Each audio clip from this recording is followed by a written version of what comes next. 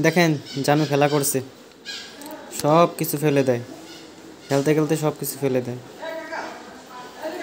খেলার একটা বয়স থাকে, এই ছোটোবেলায় আসল সময়।